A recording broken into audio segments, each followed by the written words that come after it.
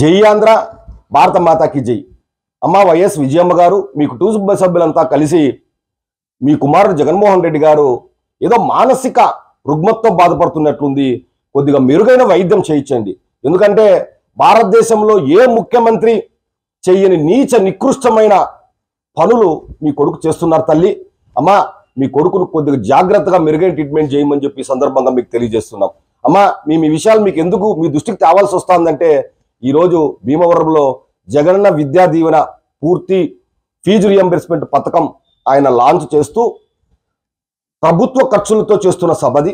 ఎందుకంటే వైఎస్ఆర్సీపీ పార్టీ ఖర్చులతో చేస్తున్న సభ కాదు.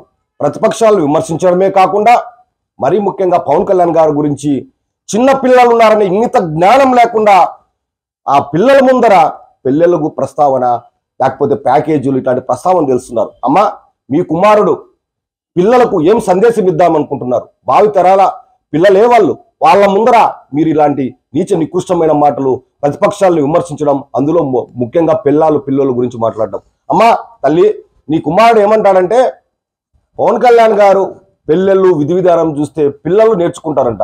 ఏం నీ కొడుకు కోడికత్తి డ్రామాలు నేర్చుకోలేదా? ఈ 4.5 సంవత్సరంలో రాష్ట్ర పిల్లలు ఎవరైనా నేర్చుకున్నారా?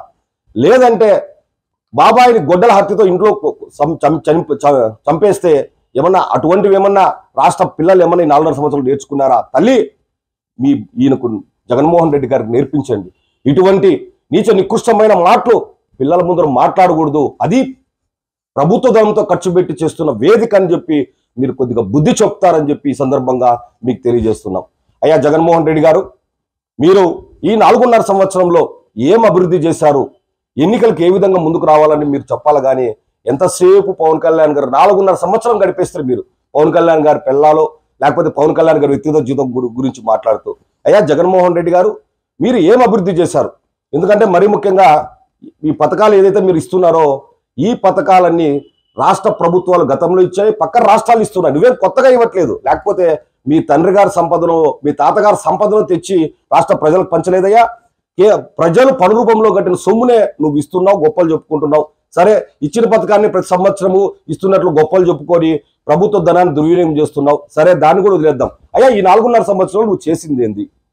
రాష్ట్రానికి నీ ప్రభుత్వ పాలన వల్ల ఒనగూడింది ఏమింది? అయ్యా, జలవనరులు ఉన్నాయి. పోలవరం దగ్గర నుంచి ఏ ప్రాజెక్ట్ అన్నా రాష్ట్రంలో ఈ 4.5 సంవత్సరంలో కంప్లీట్ అయిందా? తాగునీరు కానీ వ్యవసాయానికి నీరు కానీ ఏమన్నా అందించావా? అయ్యా జగన్మోహన్ రెడ్డి గారు, ఎన్ని ఫ్యాక్టరీలు వచ్చాయి మన రాష్ట్రానికి? ఫ్యాక్టరీల వల్ల ఎంతమందికి ఉద్యోగాలు వచ్చాయి? అయ్యా, ఐటీ ఇండస్ట్రీస్ అన్ని ఏమైపోయినాయి?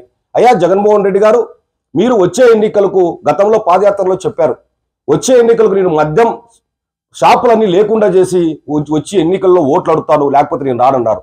ఇప్పుడు మరి మీరు ఎన్నికలకు వచ్చే ముందు మద్య షాపులన్నీ తీసేసి వస్తున్నారా లేదా? ప్రజలకు చెప్పండి. ఇసుకలో ఈరోజు మద్యంలో డిజిటల్ పేమెంట్లు లేకుండా ఎందుకు ఉన్నాయి? ఈ డబ్బులంతా ఎక్కడికి పోతుంది? ఎవరికి ఈ డబ్బు ఎక్కడికి, ఏ బినామీ కంపెనీలకు పంపిస్తున్నావో మాకు చెప్పాలని చెప్పి మేము నీకు సూటిగా ప్రశ్నిస్తున్నాం. అయ్యా జగన్మోహన్ రెడ్డి గారు, నువ్వు అభివృద్ధి చేయలేక రాష్ట్రాన్ని అగోతుపతి పాలు చేసి అన్ని రంగాలు నిర్వీర్యమైపోయినాయి. ఈ రోజు రాష్ట్రం పూర్తిగా అధోగతి పాలైపోయింది. ఈ రోజు నువ్వు వచ్చే ఎన్నికల్లో మొహం లేక నీవు చేసే అభివృద్ధి కార్యక్రమాలు ప్రజలకు తెలియజేయక కేవలం పవన్ కళ్యాణ్ గారిని 4.5 సంవత్సరాలు విమర్శించుకుంటూ కాలం గడిపేసింది వాస్తవమా కాదా? అయ్యా, ఉద్యోగస్తులకు సిపిఎస్ రద్దంటివి ఏం చేసినావు?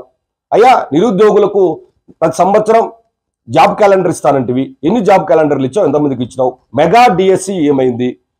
అవుట్సోర్సింగ్ ఎంప్లాయీస్ పర్మనెంట్ చేస్తానంటివి, వాళ్ళ పరిస్థితి ఏంటి? ఎవరైతే కాంట్రాక్ట్ బేస్ ఎంప్లాయీ పర్మనెంట్ చేస్తానంటివి, వాళ్ళ పరిస్థితి ఏంది?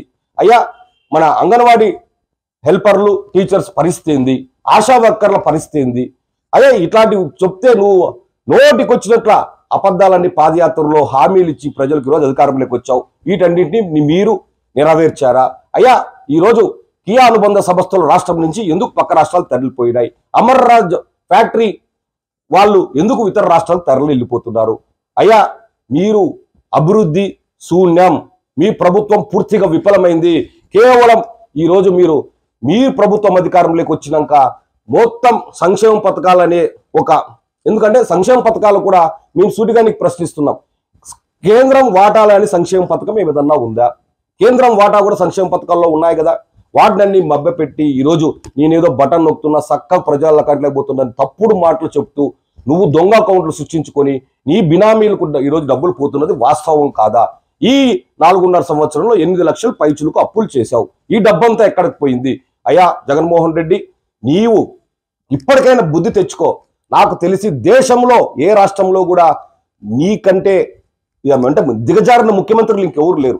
ఎందుకంటే కనీసం చిన్నపిల్లల సభల్లో కూడా ప్రతిపక్షాలను విమర్శించడమే తప్పైతే అందులో కూడా పిల్లలకి పిల్లల గురించి మాట్లాడతావేందయ్యా? అయ్యా గురిగించ తను నలు పెరగదన్నట్లు నీకు కుటుంబం గురించి మాట్లాడితే మీ తలలు ఆడబెట్టుకుంటారు. ఎందుకంటే మాకు జనసేన తరఫున మా జనసేన అధ్యక్షుడు శ్రీ పవన్ కళ్యాణ్ గారు మాకు సంస్కారం నేర్పారు. మేము మీ స్థాయికి దిగజారలేం, రాజ్యాంగ స్ఫూర్తికి విరుద్ధంగా మాట్లాడలేం.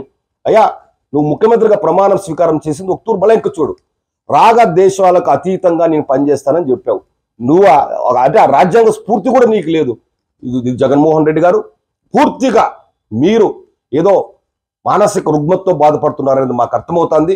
ఖచ్చితంగా మీకు ఏదైనా మెరుగైన వైద్యం తీసుకోండి. దయచేసి పబ్లిక్ మీటింగుల్లో ఒకవేళ ఏదైనా వైఎస్ఆర్సీపీ మీటింగ్ నీ పార్టీ మీటింగ్ పెట్టుకొని ఏదైనా ప్రతిపక్షాలు విమర్శిస్తే అన్న ఏదైనా అర్థం ఉంది. నువ్వేందయ్యా ప్రభుత్వ పథకాలు లాంచ్ చేస్తూ నీవు ఈరోజు జగనన్న విద్యా దీవెన పథకాన్ని ఆ పిల్లలకి ఏ విధంగా ఇస్తావు? దానివల్ల ఏ విధంగా వాళ్ళు అభివృద్ధి చెందాలి? లేకపోతే దాన్ని ఎట్లా వాళ్ళు యూటిలైజ్ చేసుకొని బాగా చదువుకొని మెరుగుగా వాళ్ళు ముందుకెళ్లాలో చెప్పకుండా చీచి దిగజారిపోయినారు మీరు. జగన్మోహన్ రెడ్డి గారు, మీరు రాష్ట్రానికి పట్టిన ఒక దరిద్రంగా మేము భావిస్తున్నాం. దయచేసి ఇప్పటికైనా ఏదైనా మీకు మినిమం ఇంగిత జ్ఞానమో తెలివో ఉంటే ఈ 100 రోజుల్లో లేకపోతే 60 రోజుల ఎన్నికలు ఉన్నాయి, మీరు మారుతారని చెప్పి ఆశిస్తున్నాం. జై హింద్, జై జనసేన.